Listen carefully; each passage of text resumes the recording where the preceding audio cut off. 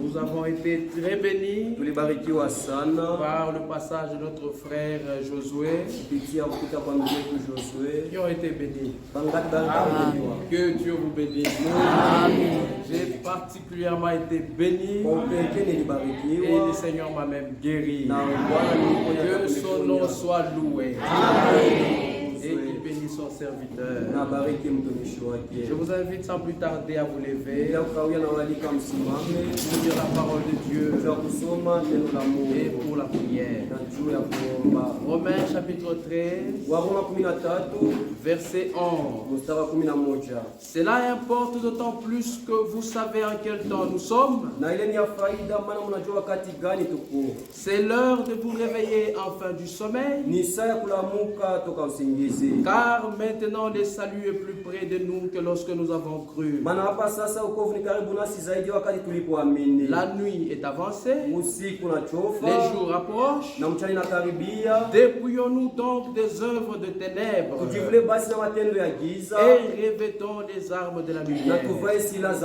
Marchons honnêtement comme en plein jour, loin des excès et de l'ivrognerie,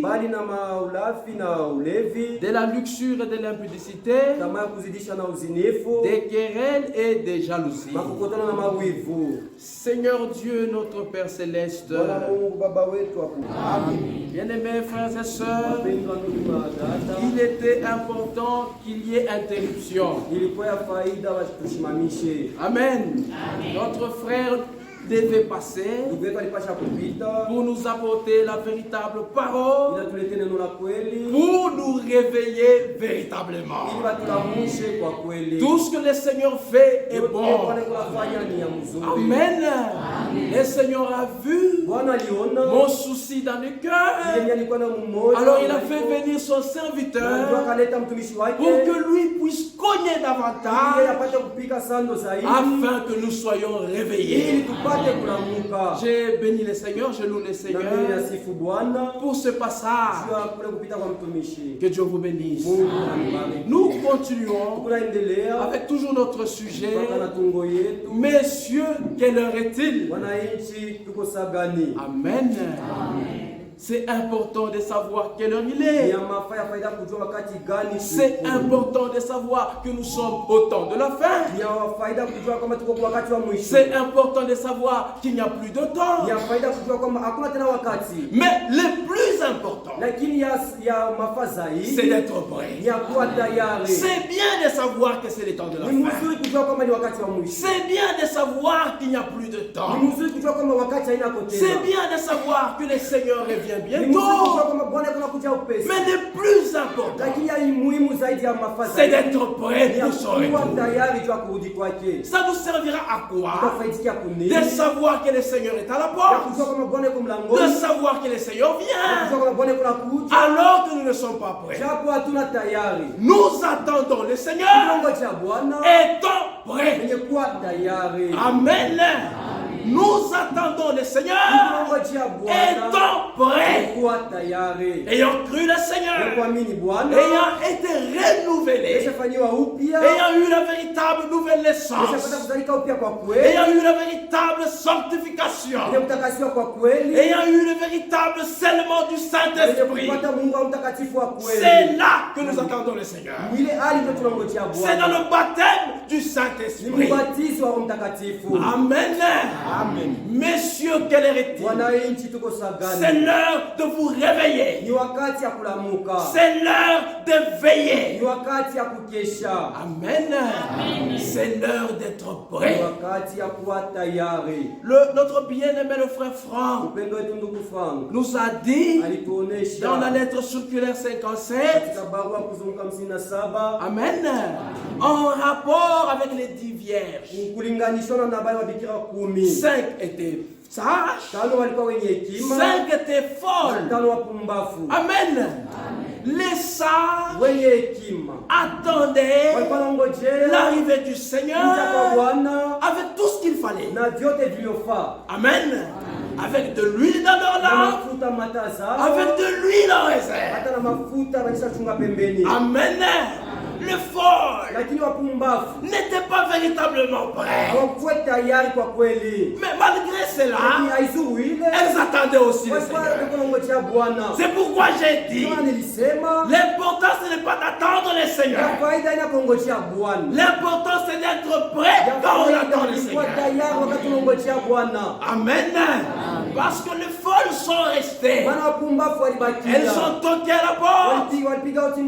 Quand les sages étaient déjà entrés avec le Seigneur, le Seigneur a dit, je ne vous connais pas. Amen. Craignons donc qu'on ne soit pas trouvé parmi les folles. Amen. Que le Seigneur ne nous dise pas, allez loin de moi, je ne vous connais pas. Malheur à celui pour qui le Seigneur va dire, allez-y loin, je ne te connais pas. Malheur à celui-là.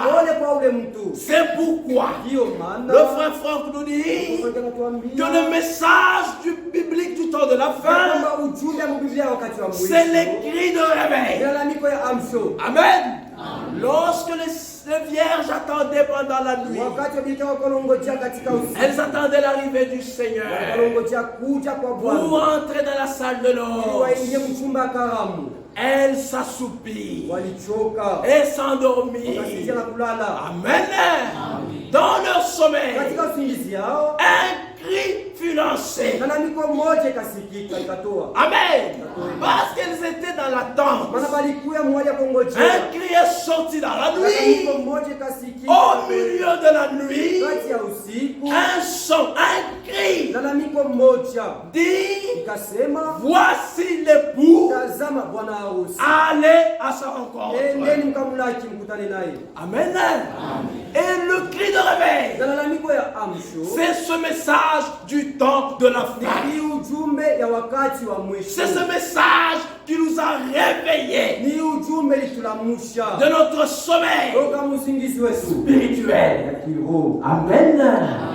Nous pouvons lire cela, car aujourd'hui nous faisons des rappels et nous ajoutons ce qui manquait pour que demain et dimanche, Dieu voulant, nous puissions terminer avec la pensée.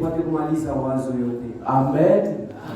Dans la lettre circulaire 57, ou des printemps 2005, le frère Franck dit ceci, je vais lire. Conformément à Matthieu chapitre 25, le cri de réveil de minuit est particulièrement déterminant. Tout d'abord, toutes les vierges s'étaient endormies. Cependant, au milieu de la nuit, il se fit entendre un cri. Voici l'époux, sortez à sa rencontre. Amen. Église, vous êtes là. Que Dieu vous bénisse. La nuit est fort avancée et le jour s'est approché. Amen. Le temps du soir dans lequel la lumière est apparue se trouve derrière nous. Amen. Message du temps du soir. Le temps dans lequel la lumière du soir est apparue est derrière nous. Dis frère fort. L'heure de minuit, elle est là. Amen. Maintenant, faites attention. Il dit ceci.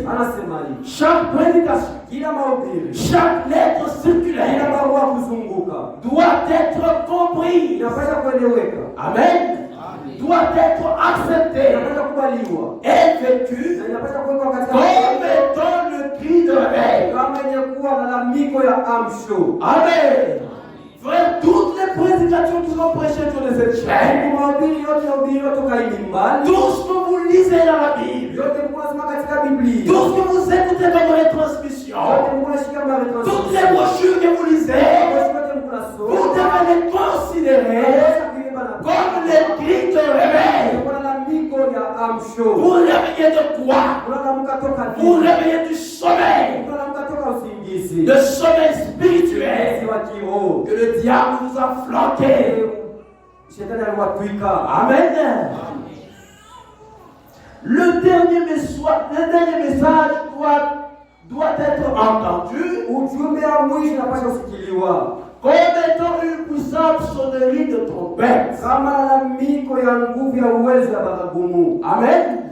Et son son doit être clair et compréhensible. Amen. Après avoir entendu le cri appelant au réveil, il ne doit être permis à personne de se tourner de l'autre côté. Amen. Pour continuer à dormir. Non, non et non. Wakati tunasikia na miko ya amsho haturuhusiwe. Wakati wanakulamusha hauruhusiwe kugeuka kuendelea kulala. Amen. On n'a pas ce droit-là. On n'a pas ce droit-là. Tous doivent nettoyer leur lampe afin que la clarté reçue puisse briller comme lumière. Amen. Les vierges sages remplissent leur vase d'huile afin de suffire à faire brûler la flamme jusqu'au jour de l'époux. Amen. Que Dieu vous bénisse. Nous faisons des rappels pour que nous soyons dans la même pensée afin d'avancer.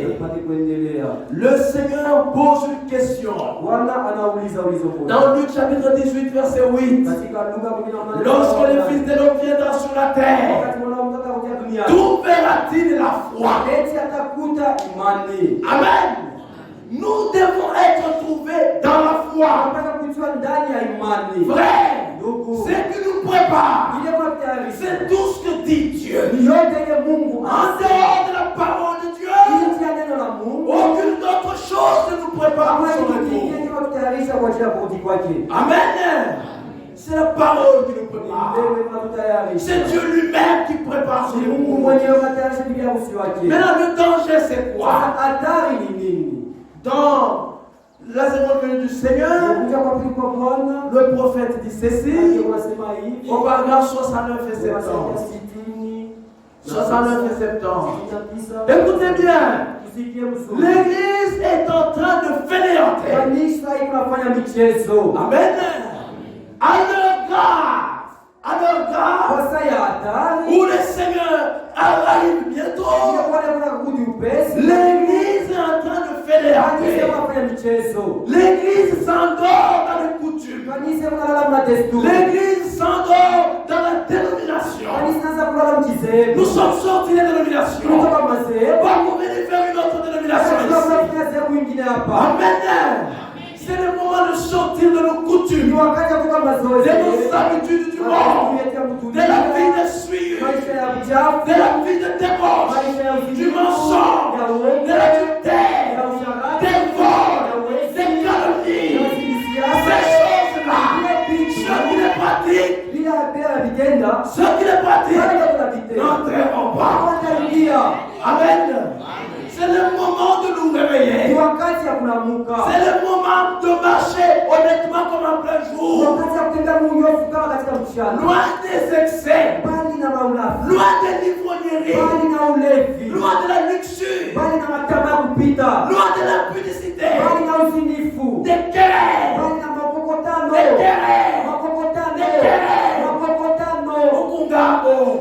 C'est là qu'il y a beaucoup de querelles. C'est le moment d'aller loin de ces choses. Amen. C'est le moment de nous réveiller. C'est le moment de sortir de toute la poussière dénominationnelle. C'est le moment de dépoussiérer nos amis. C'est le moment de nous éveiller réveiller. wakati ya kulamuka. Amen.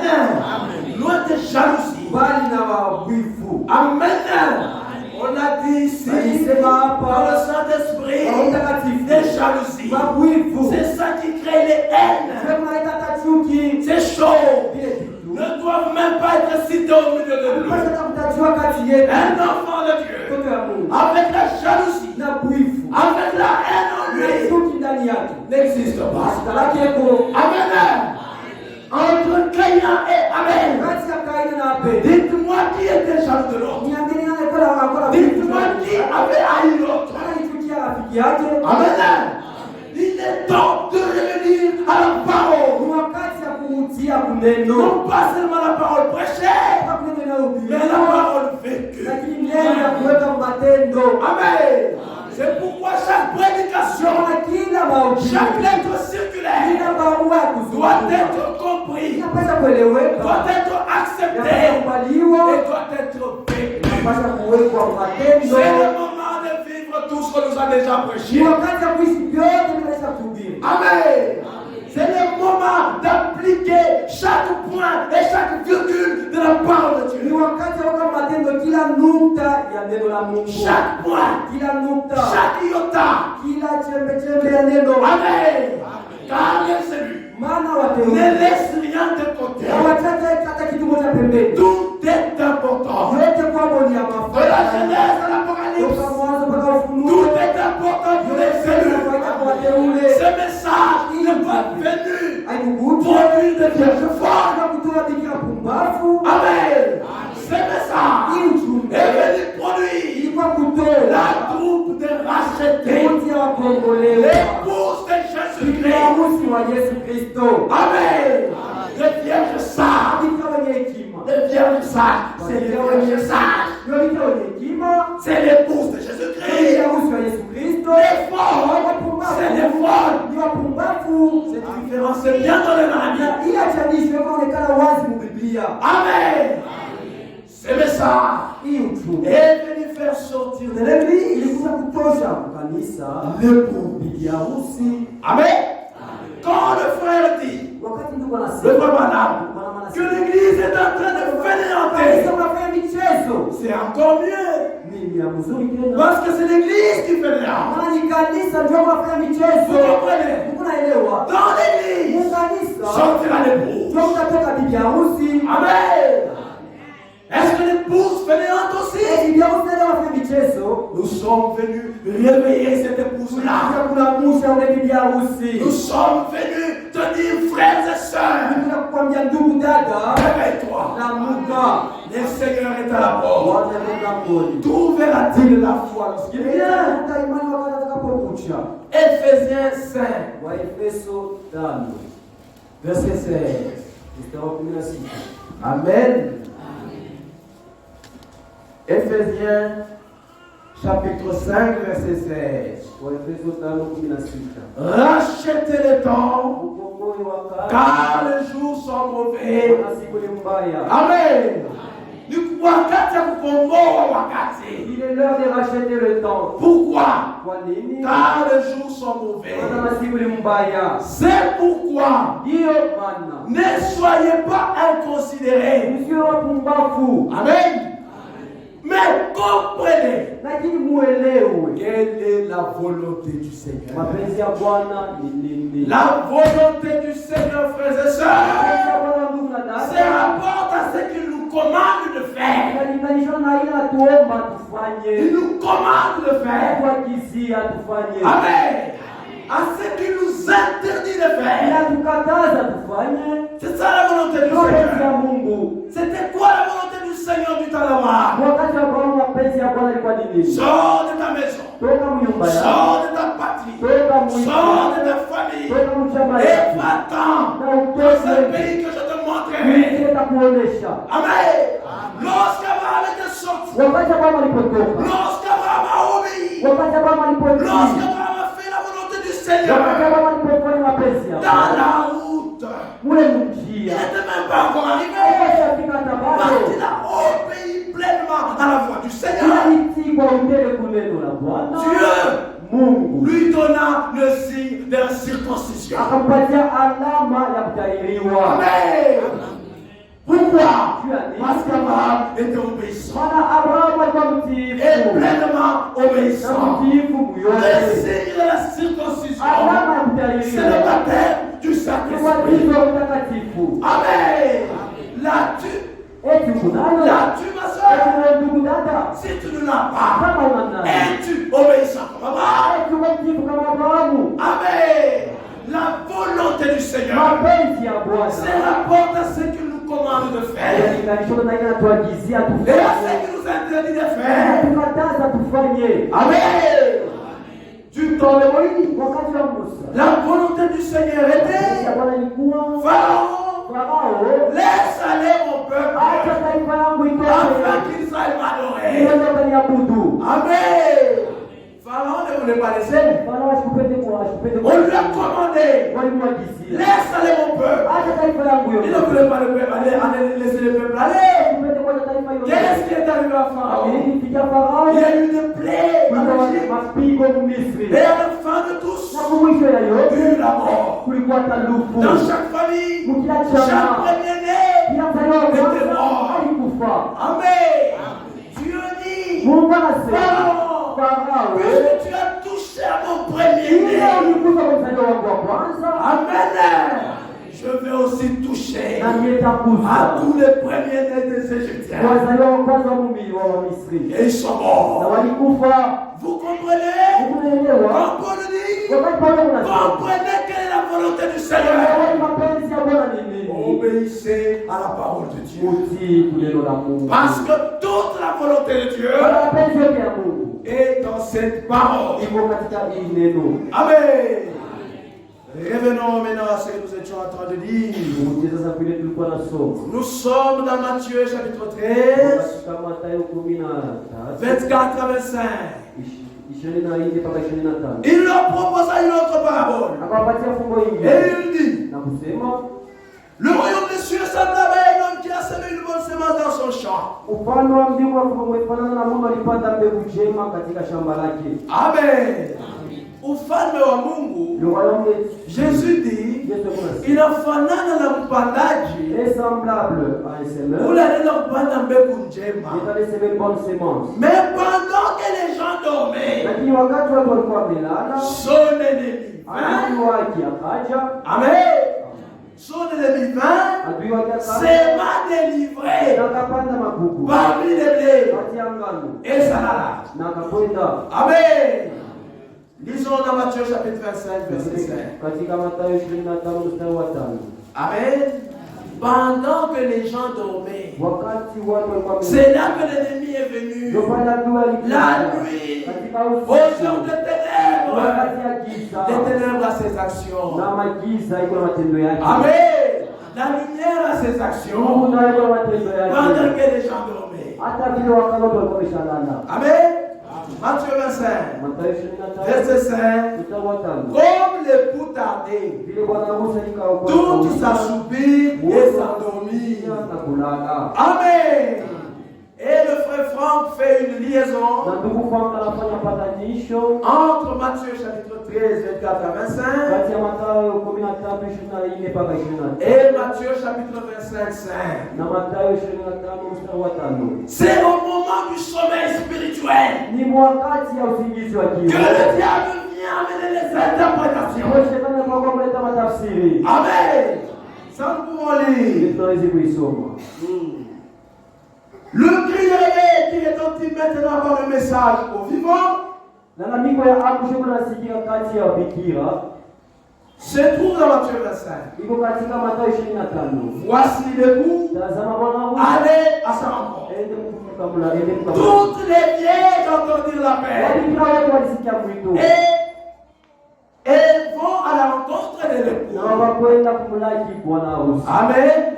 Dans Matthieu 13, Katika Mathayo nous 13 trouvons la parabole du semeur tunakuta fungu mpandaji. qui sème la bonne semence dans son champ. Ule unapanda mbegu njema katika shamba. Notre sauveur dit Bwana wetu anasema anasema par la parabole, katika fumbo mais pendant que les gens dormaient, kwa wakati watu walikuwa son ennemi vint, adui wake akaja s'est livré parmi les blés. na Amen. Nous avançons. Je saute un peu. Parlons à ses disciples. Il expliqua la parabole de la manière suivante. C'est lui qui sème la bonne sémence, c'est le Fils de l'homme. Les champs, c'est le monde. La bonne sémence, ce sont les fils du royaume. L'ivraie, ce sont les fils du malin.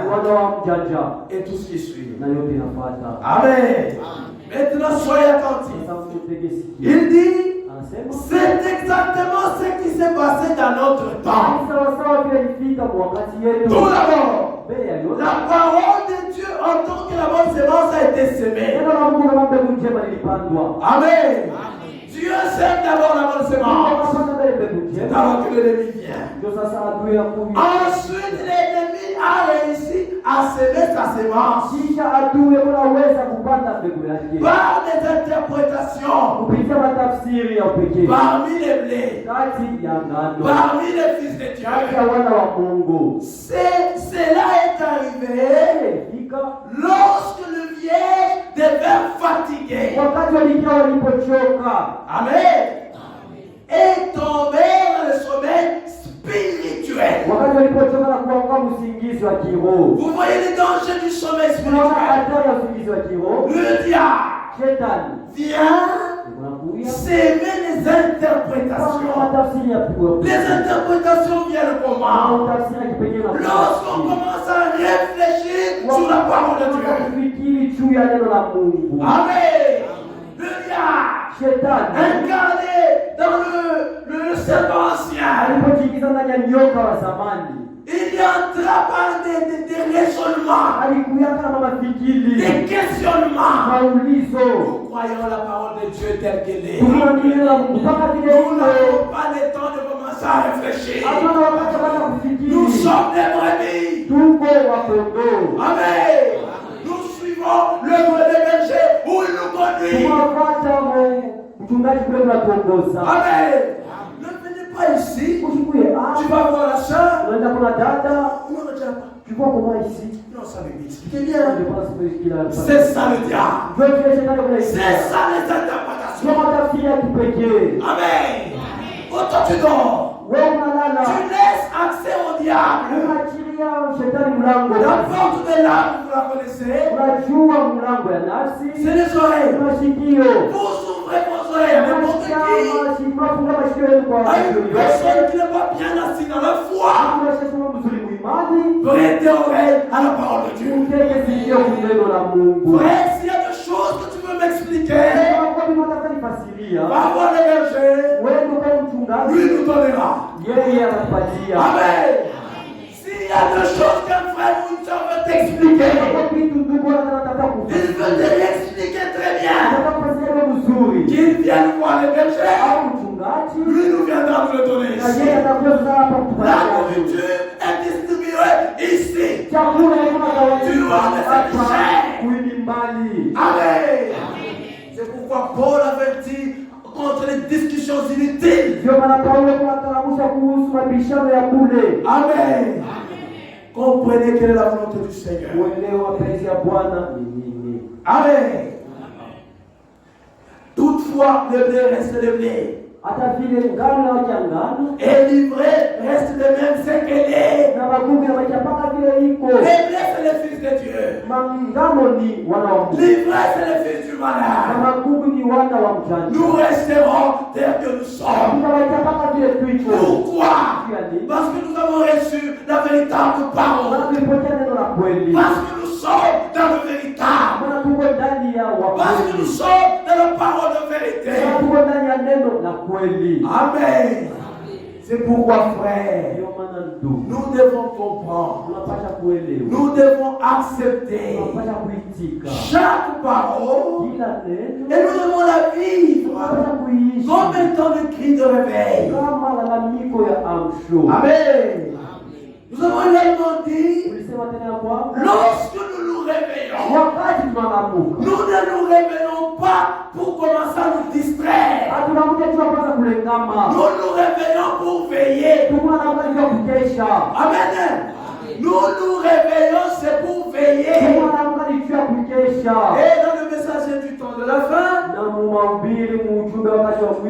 paragraphe 142, le prophète dit, veillez, c'est surveiller la venue du Seigneur. Amen. Parce que nous sommes des vierges. Et nous attendons. Quand nous sommes réveillés, nous commençons à veiller. Et veiller, c'est surveiller la venue du Seigneur. Amen. Sachant dans quel temps nous sommes, qu'il ne nous reste plus de temps, que bientôt le Seigneur est à la porte, bientôt il vient, nous nous réveillons et nous veillons. Amen. Nous ne restons pas inconsidérés. Amen. Nous ne restons pas inconsidérés. Je pense à Pierre 4.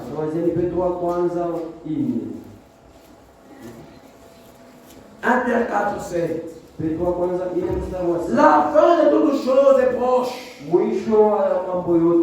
Soyez donc sages et sobres pour vaquer à la prière. Amen. En rapport avec la fin de toutes choses, l'apôtre dit, soyez sages, soyez sobres pour vaquer à la prière. Amen.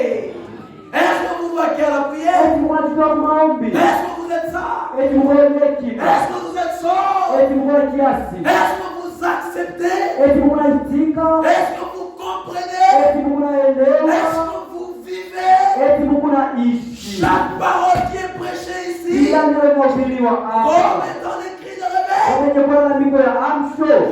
C'est la question.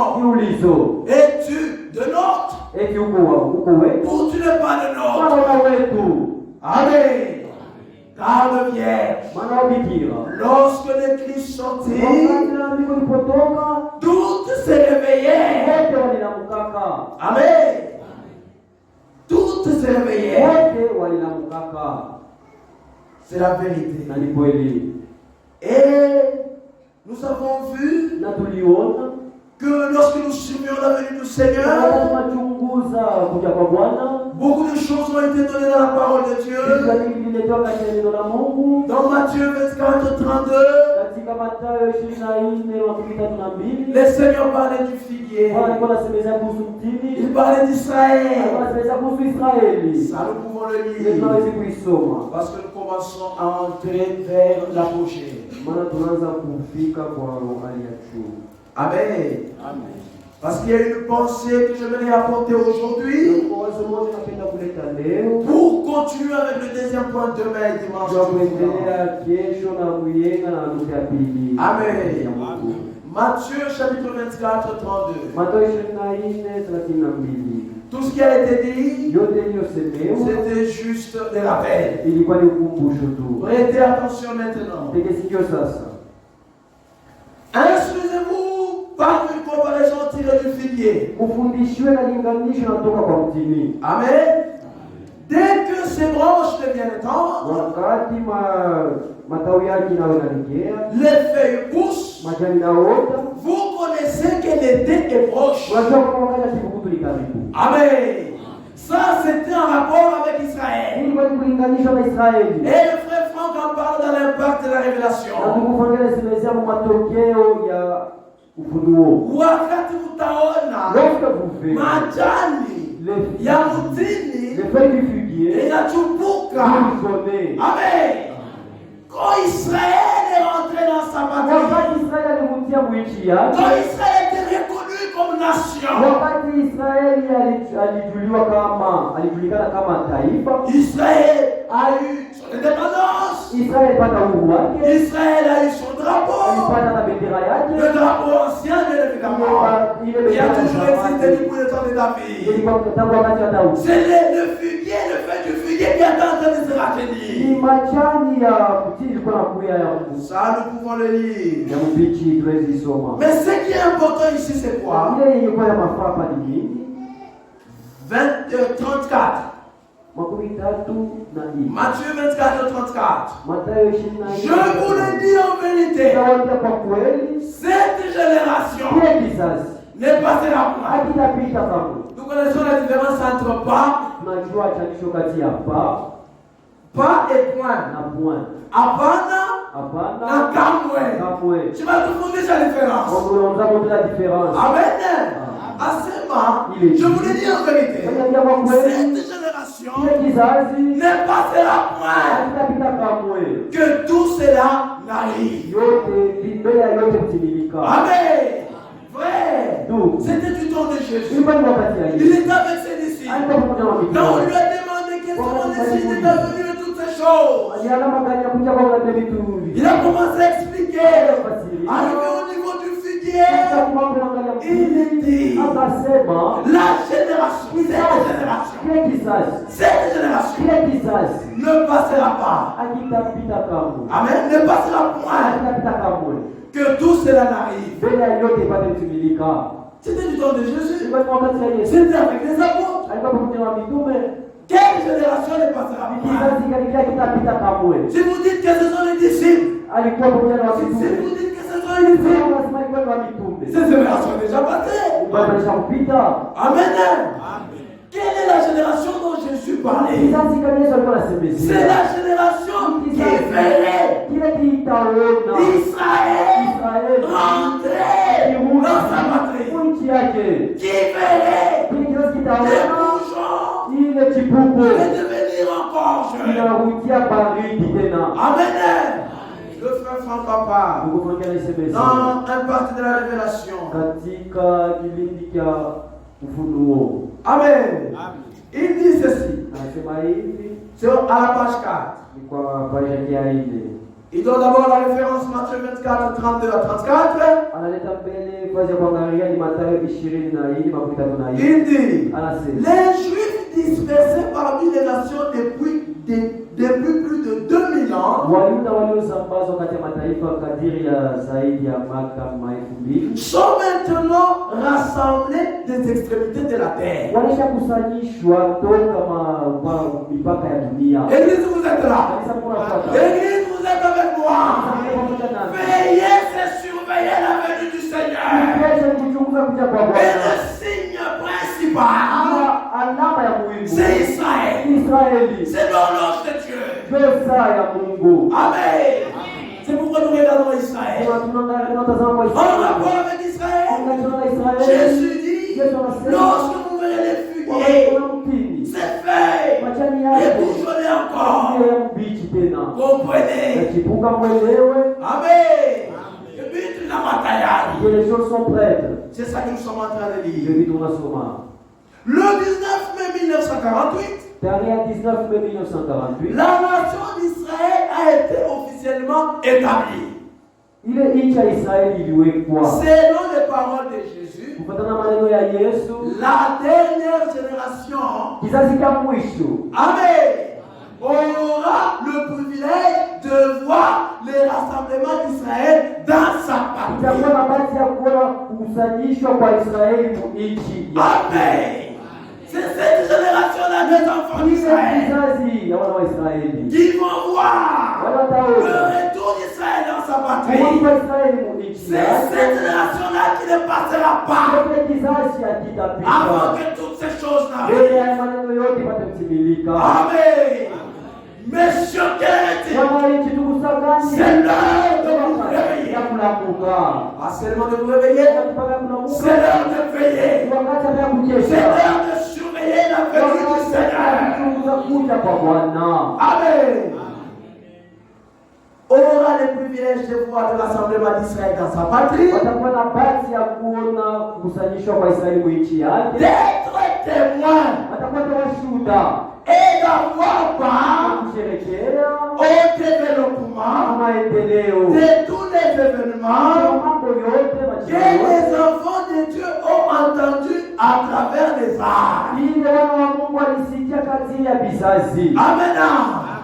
Il y a beaucoup de choses. Quand nous aurons le temps, nous lirons. Mais c'est la pensée que je voulais mettre d'abord. C'est la pensée que je voulais vous donner d'abord. Amen. Frère, nous surveillons la venue du Seigneur. Parce que nous ne savons pas à quelle heure il viendra. Sachant que nous ne connaissons pas à quelle heure il viendra. Nous surveillons les signes de sa venue. Amen. Les tremblements de terre, les familles, les guerres, les bruits de guerre. Nous avons vécu ça. Nous avons vu ça. Mais il a dit tout cela, c'est là que le commencement de douleur. Alors le signe principal, nous regardons Israël. Si la génération qui a vu Israël rétabli dans sa patrie est encore en vie, elle a combien de temps? Depuis 1948. Cette génération a combien de temps? La génération, c'est combien d'années? On s'interroge. Mais une chose est sûre, cette génération-là, elle ne passera pas. Elle ne passera point. Le Seigneur Dieu veille sur ses paroles pour les exécuter. Monsieur, quelle est la assemblée de tout, quelle est la c'est l'heure de vous réveiller. C'est l'heure de veiller. Amen. C'est l'heure de surveiller la venue du Seigneur. Nous allons y arriver.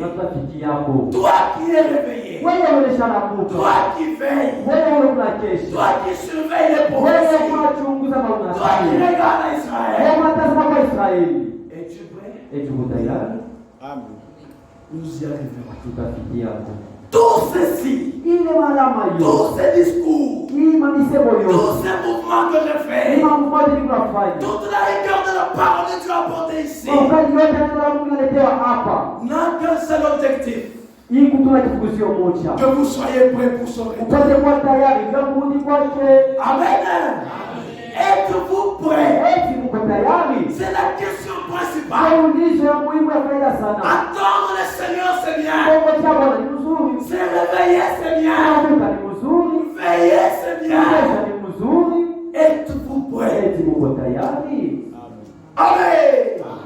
Le bien, le sage, attendez avec de l'huile et de l'huile en réserve.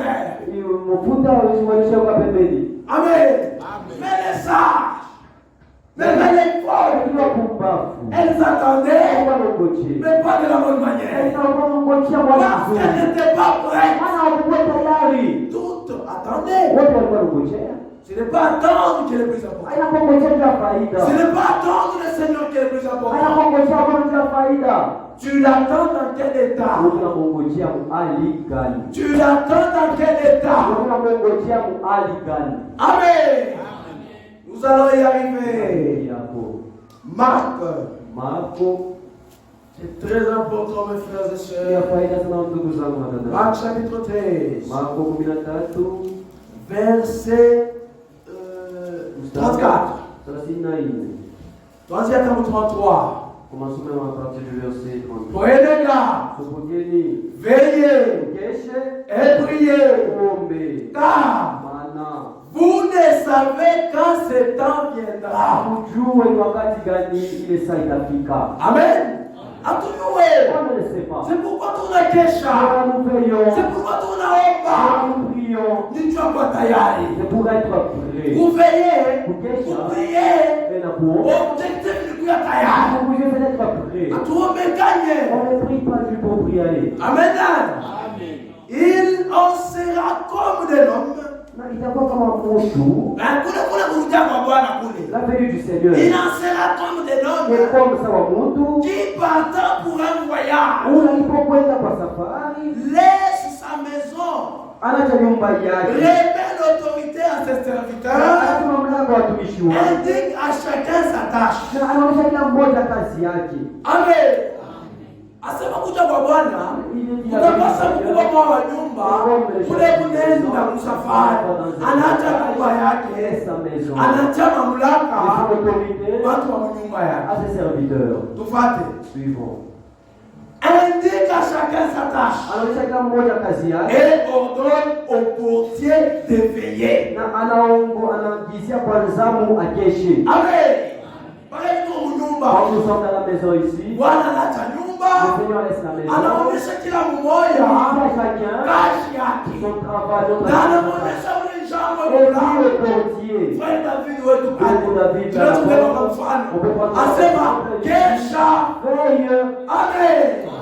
Nous sommes les gens de la maison de Dieu. Et nous dit, la maison de Dieu, c'est nous. Amen. Veillons. Alacha mamlaka, anakuonyesha la kuona kwa kesha 35. Veillez donc, car vous ne savez quand viendra le maître de la maison. Amen. Ou le soir, ou au milieu de la nuit, ou au chant du corps, ou les matins. Ici, ce sont les 4 veilles. Amen. Du temps de Jésus-Christ, Israël était sous la domination de Romains. Et du temps de la domination de Romains, la nuit était comptée en veille. D'ailleurs, dans toute la Bible, la nuit est comptée en veille. Amen. Mais le jour est compté en heure. Je vais vous le montrer avant de finir. Amen. Et il existe 4 veilles. Selon le Romain, selon le Juif, il existe 3 veilles de la nuit. Les 4 veilles, c'est cela que Jésus vient de dire ici. Ou le soir, ou au milieu de la nuit, ou au chant du corps, ou le matin. Amen. 4 veilles. Amen. Il vous sent massa. C'est comme des heures, des tranches d'heures. Massa ya kushutusha. C'est comme des tranches d'heures de verre. Des tranches d'heures. Pendant la nuit. C'est comme ça que la Bible compte. Amen. La veille du soir, le soir chez les Juifs là-bas, commence à 18h. Veille du soir, ni de 18h à 21h. Amen. Veille de minuit, il commence à 21h à minuit. Tu m'oublies dans la Bible, il n'y a pas question de la nuit est comptée en veille. Amen. Église, soyez là. Les chants du corps, c'était 0 à 3h du matin. Ça on va dire. Matthieu 26. Je me rappelle Pierre. Vous vous souvenez de Pierre?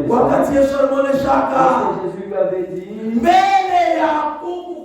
avant que le corps des champs, l'avait renié. Amen.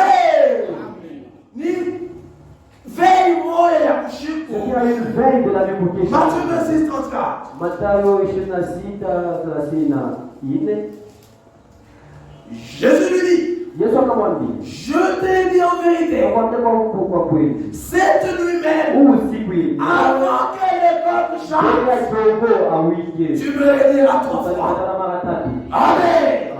C'était la veille du coq, le chant du coq. Amen. De 0h à 3h. La 4e veille, c'est la veille du matin. C'est de 3h à 6h. Il est Dieu m'a Voilà les 4 veilles de la nuit. Selon les Romains.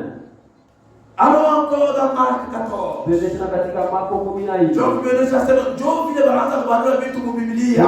c'est ainsi qu'on comptait la nuit. Marc 14, 68. Amen. Il est lié, disant, je ne sais pas, je ne comprends pas ce que tu veux dire. Puis il sortit pour aller dans le vestibule. Et les corps chantaient. Amen. Et dans Luc encore. Frère, c'est très important. Parce que Jésus dit, vous ne savez à quelle veille il va venir. Natalia, il va venir. Il a cité toutes ces veilles-là. Amen. Luc 22, 34. Luc 22, 34. C'est très important. C'est très important. Nous nous réveillons. Nous veillons. Et Jésus dit, je te l'ai dit, les coqs ne chantera pas aujourd'hui, que tu n'aies nié 3 fois de me connaître. Amen. Il dit Mushiku. Là, il est question de la nuit. Mais Muyuwa, même la balula, Mumasa. En heure. Amen. Marc 15. Verset 25. Wakati wanaanza kusulubisha Yesu. Lorsqu'on crucifiait Jésus. Amen. La Bible dit, Marc 15, 25, c'était la 3e heure. Quand il est crucifié. Amen. Donc, Mouchana, le jour, même les baluna Mumasa, même Mouchekou, même les baluna Mumakukesha. en veille. Amen. Acte 23 ya mwisho. Dieu a chez les rois son frère. Pour montrer cette pensée-là. Et nous allons revenir à Marc. Frère, c'est très important. C'est très très important. Jésus, c'est la sagesse elle-même. Acte 23, 23. Église, vous êtes là. Ensuite, il appela 2 des centeniers et dit, tenez prêt. Dès la 3e heure de la nuit, 200 soldats, 70 cavaliers et 200 arches pour aller jusqu'à Césarée. Amen. Pourquoi ma patanisho? Il y avait le lien. La comparaison baraza kufanya. Ukubalula. En comptant. Pour montrer quelle heure était-il. Amen.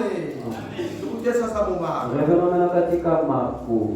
Écoutez ça, ça Marc. Revenons katika Marco. Marc chapitre 13. Marco 13. 35. Veillez donc. Car vous ne savez quand viendra le maître. Ou le soir, ou au milieu de la nuit, ou au chant du corps, ou le matin. Craignez qu'il ne vous trouve endormi à son arrivée soudaine. Amen. C'est que je vous dis. Je le dis à tous. Veillez. Amen. Luc 12. quand la Bible dit deux qui seront sur les lits, l'un sera pris et l'autre laissé.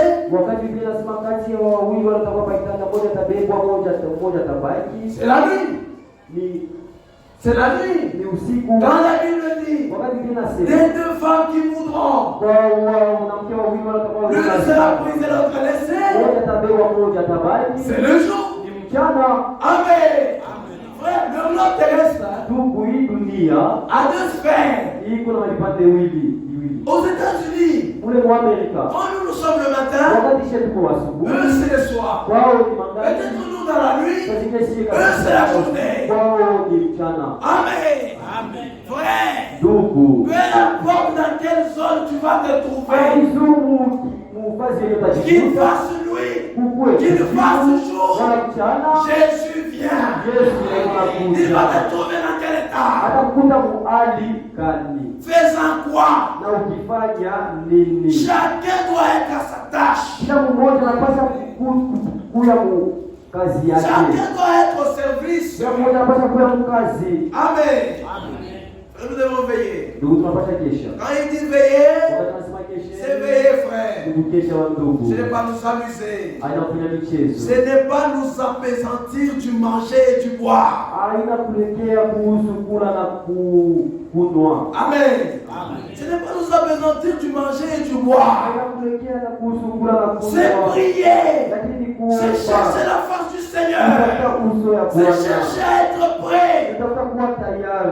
Luc 12:38. Sachez-le bien. Si le maître 38 qu'il arrive à la deuxième ou à la troisième veille, heureux ses serviteurs s'il les trouve veillant. Amen. Le problème, ce n'est pas l'heure. Le problème, ce n'est pas ça. Veille du soir, veille de minuit, chant du corps, veille du matin. Maman, il n'est pas question de cela. On est senti bien, mais il n'a pas tout la bouche. Il devrait être éveillé. Voilà, c'est bon. Il est dit. Et ses serviteurs que les maîtres à son arrivée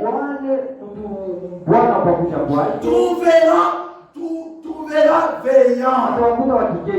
Amen. Il n'a pas cette route de la kesha. Kukesha ni kuchunguza kuja kwa Yesu. Veiller, c'est surveiller la venue du Seigneur. 38. Qu'il arrive à la deuxième ou à la troisième veille. Heureux ses serviteurs s'ils les trouvent veillants. Amen. 39. Sachez-le bien, si les maîtres de la maison savaient à quelle heure les voleurs doivent venir, ils veilleraient et ne laisserait pas percer sa maison. Amen. Si tu savais ça quelle heure le voleur tu vas veiller. Tu ne vas percer ta maison. Vous aussi. La Bible est vraiment correcte. La Bible est correcte. Il en comprend elle comprend d'abord le vol. La veille ou soit c'est qu'on verra le vol avec toi.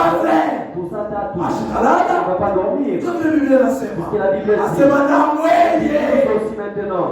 Tenez-vous prêts. Car le Fils de l'homme viendra à l'heure où vous n'y penserez pas. Amen. Donc veillons. Donc veillons. Le frère Branham parle de la 7e veille en rapport avec les 7 âges de l'Église. Ça, je vais vous le dire. Peut-être prochainement. Il a comparé les 7 âges de l'Église avec les 7 veilles. Et il dit que le Seigneur a la 7e veille. Et en rapport avec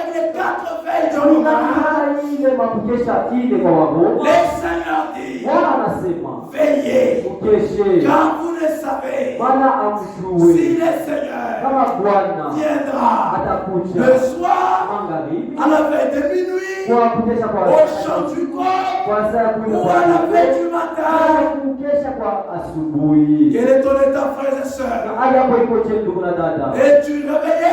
Kukesha na Mungu C'est bien. ni mzuri. Es-tu en train de veiller? Unakesha Point d'interrogation. nauliza. Et la dernière question. Nauliza ya mwisho. Tu es réveillé. Kulesha na Mungu. Tu veilles. Unakesha. Es-tu prêt? Eti uko tayari? Que le Seigneur vous bénisse. Bwana